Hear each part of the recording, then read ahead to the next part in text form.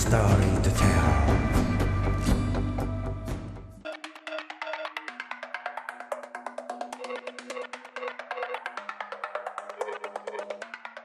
Italian media reported that Egypt is close to finalizing a $3 billion deal with Italy to buy 24 Eurofighter Typhoon fighter jets.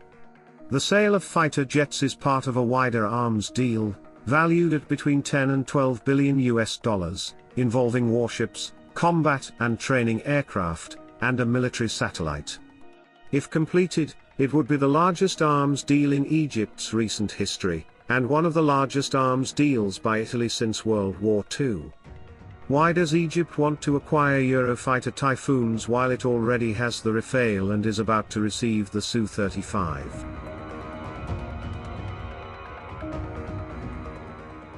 Eurofighter Typhoon is an air superiority aircraft, modern in every sense, difficult to destroy and specifically designed to do so in a hostile environment, with a relatively high expectation of its survival rate.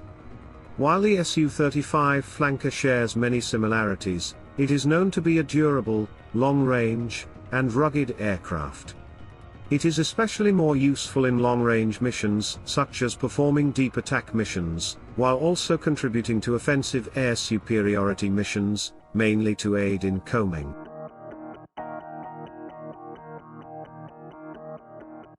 So, if the flankers are long-range and the Typhoon is controlling the air, what is the role of the Rafale? The Rafale is more than a multi-role combat aircraft. While the other two are designed to control high altitude, the Rafale is designed to have high survivability no matter where you go, and is more suitable for controlling and supporting the battlefield. If it breaks through an enemy air asset at low altitude to perform a strike, you want some of the modern, relatively small, agile, and versatile fighters to be able to intercept it. It is actually a very clever combination of capabilities.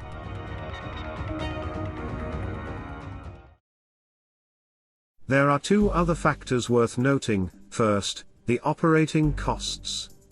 Relatively large, high-speed, and powerful aircraft with powerful engines cost a lot to stay in the air, and strains air superiority aircraft on low-altitude battlefields, thus shortening their life. The smaller Rafale will be cheaper to maintain and operate, and will be able to carry out more sorties.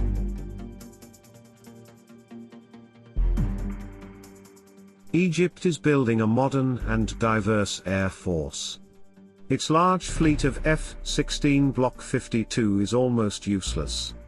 They don't have any BVR missiles and the F-16 cannot use them without US surveillance.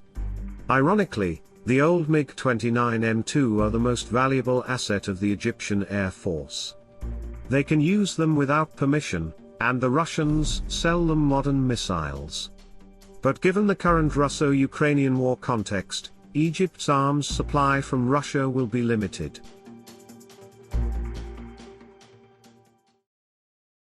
What the Egyptian Air Force is aiming for is diversifying its arsenal to ensure it is not dependent on a single country.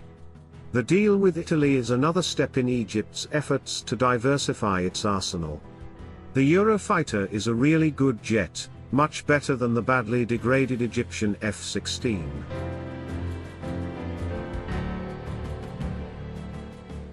On the other hand, you must pay attention to the traditional enemies of Egypt, especially Israel.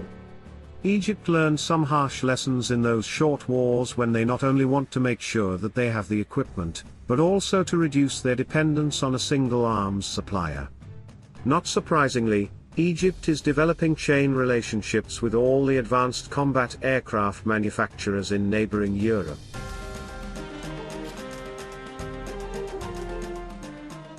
In addition to the Typhoon aircraft, the wider deal is expected to include 4 European multipurpose frigates, manufactured by Italian ship company Fincantieri, 20 patrol ships, 20 M346 warplanes, and an observation satellite. Egypt is on its way to making its biggest acquisition of weapons technology since the end of World War II.